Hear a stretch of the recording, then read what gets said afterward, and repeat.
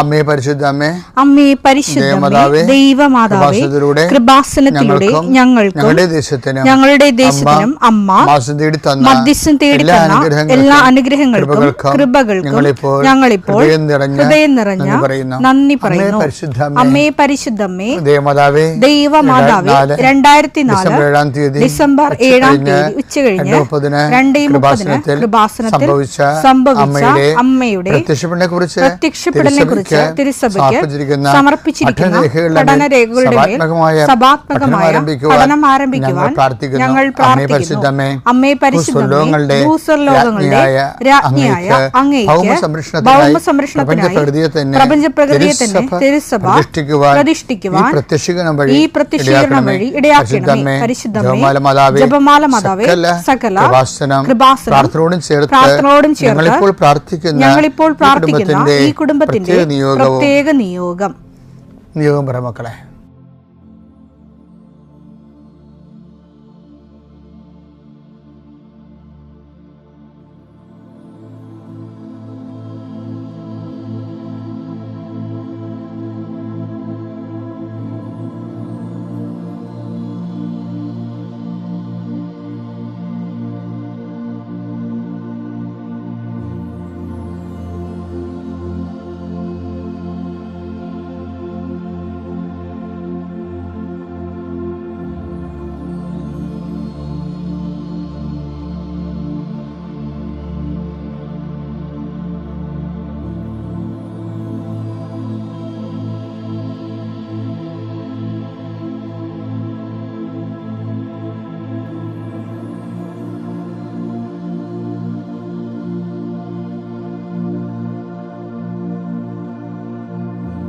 അമ്മയുടെ പ്രത്യക്ഷീകരണത്തിന്റെ ഈ അനുഗ്രഹവേളയിൽ ഞങ്ങൾക്ക് സാധിച്ചു തരുവാൻ കനിയണമേ. ആമേൻ. വിശ്വാസ പ്രമാണം. സർവശക്തനായ പിതാവും ആകാശത്തിന്റെയും ഭൂമിയുടെയും സൃഷ്ടാവുമായ ദൈവത്തിൽ ഞാൻ വിശ്വസിക്കുന്നു. അവിടുത്തെ ഏകപുത്രനും ഞങ്ങളുടെ കർത്താവുമായ ഈശോ മിശിഹായിലും ഞാൻ വിശ്വസിക്കുന്നു. ഈ പുത്രൻ പരിശുദ്ധാത്മാവിനാൽ ഗർഭസ്ഥനായി കന്യകാമറിയത്തിൽ നിന്ന് പിറന്ന് പൊന്തിയോസ് പീലാത്തോസിന്റെ കാലത്ത് പീഡകൾ സഹിച്ച് കുരിശിൽ തറയ്ക്കപ്പെട്ട് മരിച്ച് അടക്കപ്പെട്ട് പാതാളങ്ങളിൽ ഇറങ്ങി മരിച്ചവരുടെ ഇടയിൽ നിന്ന് 3-ാം നാൾ ഉയർത്ത് സ്വർഗത്തിലേക്ക് എഴുന്നള്ളി സർവശക്തിയുള്ള പിതാവായ ദൈവത്തിന്റെ വലതുഭാഗത്തിരിക്കുന്നു. അവിടെ നിന്ന് ജീവിക്കുന്നവരെയും മരിച്ചവരെയും വിധിക്കുവാൻ വരുമെന്നും ഞാൻ വിശ്വസിക്കുന്നു. പരിശുദ്ധാത്മാവിലും ഞാൻ വിശ്വസിക്കുന്നു. വിശുദ്ധ കത്തോലിക്കാ സഭയിലും പുണ്യവാന്മാരുടെ ഐക്യത്തിലും പാപങ്ങളുടെ മോചനത്തിലും ശരീരത്തിന്റെ ഉയർപ്പിലും നിത്യമായ ജീവിതത്തിലും ഞാൻ വിശ്വസിക്കുന്നു. ആമേൻ. സ്വർഗ്ഗസ്ഥനായ ഞങ്ങളുടെ പിതാവേ, അങ്ങയുടെ നാമം പൂജിതമാകണമേ. അങ്ങയുടെ രാജ്യം വരണമേ. അങ്ങയുടെ തിരുമനസ് സ്വർഗത്തിലെ പോലെ ഭൂമിയിലും ആകണമേ. അന്നു വേണ്ടുന്ന ആഹാരം ഇന്ന് ഞങ്ങൾക്ക് തരണമേ.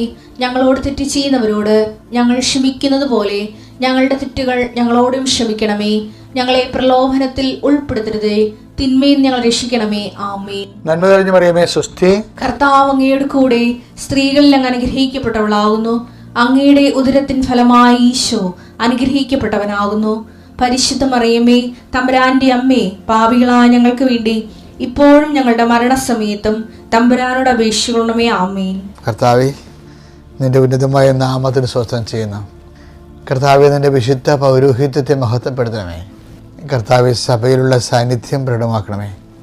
19 വർഷം ഞാൻ അർപ്പിച്ച കൃപാനയുടെ യോഗ്യതയാണ് കൃപാസനത്താറെ ജീവനോടെ പ്രത്യക്ഷപ്പെട്ട മാതാവിൻ്റെ മാധ്യസ്ഥതയെ ആശ്രയിച്ചുകൊണ്ട് ഇന്നത്തെ ജീവിതം കരുപിടിപ്പിക്കാൻ വേണ്ടി ആഗ്രഹിക്കുന്ന എല്ലാവരെയും ഞാൻ കർത്താവിന് തിരുസന്നിധി സമർപ്പിക്കുന്നു. കർത്താവ് അന്ധകാഴ്ച നൽകിയവനെ, കർത്താവ് ചെകിട കേട് നൽകിയവനെ, കർത്താവ് ഊമന സംഭാഷണത്തിൽ നൽകിയവനെ, കർത്താവ് മഹോരോഗപ്പെടുത്തിയവനെ, കർത്താവ് തലവാരോഗപ്പെടുത്തിയവനെ, കർത്താവ് മരിച്ചവനെ ഉയർപ്പിച്ചവനെ, കർത്താവ് കാനാല കല്യാണത്തിൽ വെള്ളത്തെ വീഞ്ഞാക്കിക്കൊണ്ട് കടലിനെ ശാന്തമാക്കി 50,000 പേർ കൊണ്ട് തീറ്റിപ്പൂറ്റിയവനെ, കർത്താവ് ജീവിതത്തിൻ്റെ എല്ലാ മണ്ഡലങ്ങളിലും ഓരോരോ സാഹചര്യം അനുസരിച്ചുകൊണ്ട് സാഹചര്യത്തിന് ഒത്തവിധം ജീവിതത്തെ നീ അഭിസംബോധന ചെയ്ത ദൈവത്തിൻ്റെ സ്നേഹമാണ് ക്രിസ്തുവേ. അങ്ങയുടെ ആ സ്നേഹം ഇപ്പം ജ്വലിക്കണമെന്ന് പ്രാർത്ഥിക്കുന്നു. അങ്ങയുടെ നാവ് വിളിച്ച് അപേക്ഷിക്കുന്ന മക്കൾക്ക് ഇന്ന് അവരെവിടെയെല്ലാം പോകുന്നു, എന്തെല്ലാം ചിന്തിക്കുന്നു, എന്തെല്ലാം കാര്യങ്ങൾ ചെയ്യാൻ പോകുന്നു, ആരോടെല്ലാം സംസാരിക്കുന്നു, എന്തെല്ലാം എഴുതുന്നു, എന്തെല്ലാം കറസ്പോണ്ട് ചെയ്യുന്നു, എന്തെല്ലാം കമ്മ്യൂണിക്കേറ്റ് ചെയ്യുന്നു, എല്ലാ മേഖലയിലും കർത്താവിന് ശക്തി പ്രവർത്തിയിട്ട് പ്രാർത്ഥിക്കുന്നു. എൻ്റെ കർത്താവിൻ്റെ ഉന്നതമായ നാമത്തിൽ നിൻ്റെ ഉദ്യമങ്ങൾ, നിൻ്റെ ഇടപെടലുകൾ എല്ലാം കർത്താവിനകത്ത് ആശ്രയിക്കപ്പെടട്ടെ.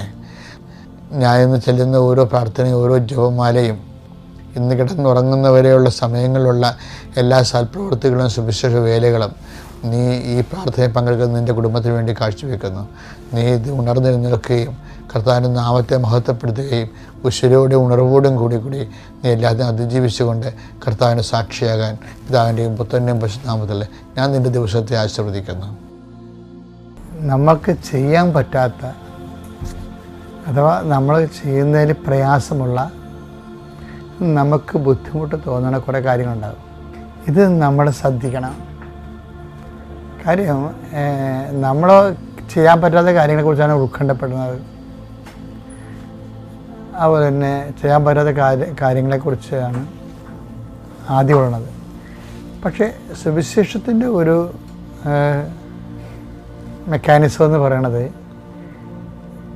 ചെയ്യാൻ പറ്റാത്ത കാര്യത്തിലാണ് കർത്താവിൻ്റെ സഹകരണം നമുക്ക് ആവശ്യമായി വരണത്. ആദിമസഭ പെട്ടെന്ന് ഭയങ്കരമായിട്ട് ഫ്ലറിഷ് ചെയ്തില്ലേ? അതിൻ്റെ കാരണം അപ്പോസ്തലന്മാർക്ക് ആ ഒരു വലിയ ജനത്തിനെ മാനസാന്തരപ്പെടുത്തി എടുക്കുക എന്നുള്ളത് ഭയങ്കര ഹീഡിയസ് ടാസ്ക്കായിരുന്നു. അതുകൊണ്ട് എന്തായത്, അവർ എപ്പോഴും പ്രാർത്ഥനയാണ്. ബൈബിൾ നോക്കട്ടെ, എപ്പോൾ നോക്കിയാലും ബൈബിളിൽ ആക്സിലൊക്കെ നോക്കിക്കഴിഞ്ഞാൽ അപ്പോസ്തലന്മാരുടെ കൂട്ടായ്മയെ പ്രാർത്ഥിച്ചുകൊണ്ടിരുന്നു. എപ്പോഴും പ്രാർത്ഥനയാണ്. ഈ പ്രാർത്ഥനയുടെ ഫലം എന്ന് പറയുന്നത് പ്രാർത്ഥനയുടെ ഒരു ഭാഷ എന്താണ്? കർത്താവേ, ഞങ്ങൾക്ക് കഴിവില്ല എന്നാണ്. കഴിവില്ല എന്ന് തുറന്ന് സമ്മതിക്കണം.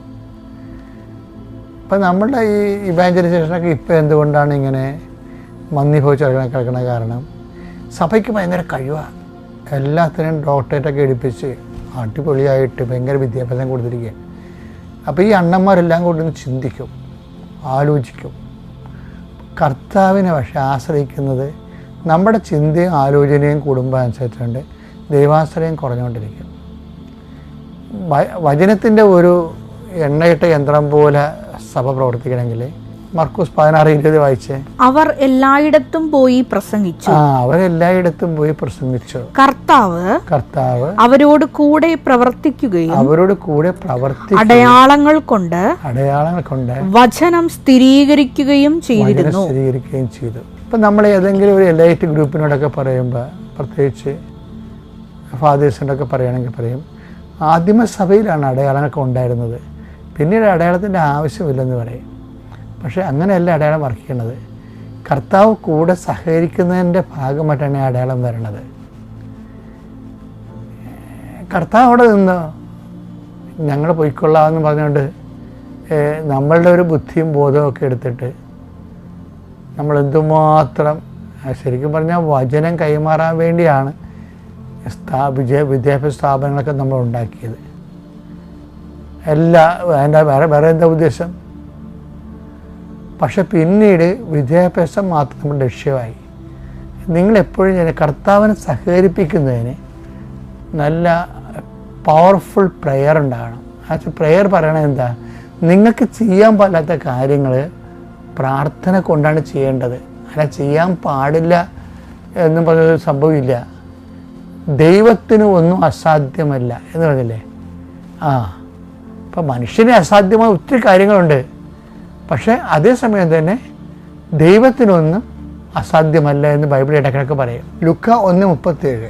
ദൈവത്തിന് ഒന്നും അസാധ്യമല്ല.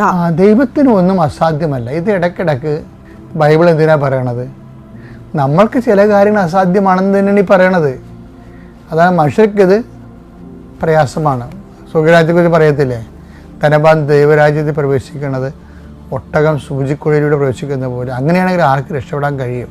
അപ്പോൾ ഈശോ എന്താ പറയണത്? മനുഷ്യർക്കിത് അസാധ്യമാണ്. മത്തായി 19:26 എടുത്തേ. യേശു അവരെ നോക്കി പറഞ്ഞു, മനുഷ്യർക്ക് ഇത് അസാധ്യമാണ്. അപ്പൊ മനുഷ്യർക്ക് അസാധ്യമായ കുറെ കാര്യങ്ങളുണ്ട്.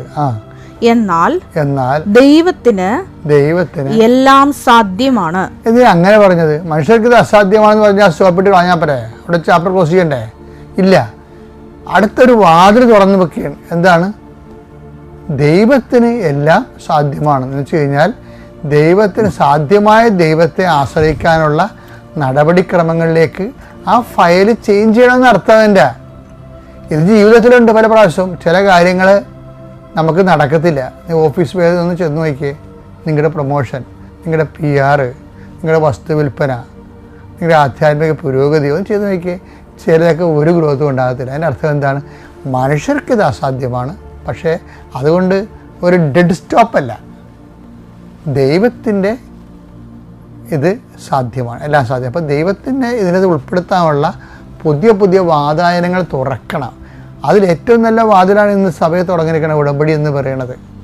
അപ്പം അതുകൊണ്ട് എപ്പോഴും മനുഷ്യർക്ക് അസാധ്യമായ കാര്യങ്ങളെ ആണ് ഈ ഉടമ്പടിയിൽ ശരിക്കും പറഞ്ഞാൽ വെച്ചിട്ട് ആ ഉടമ്പടിയുടെ ഫോർമുല കീപ്പ് ചെയ്ത് പോകണം.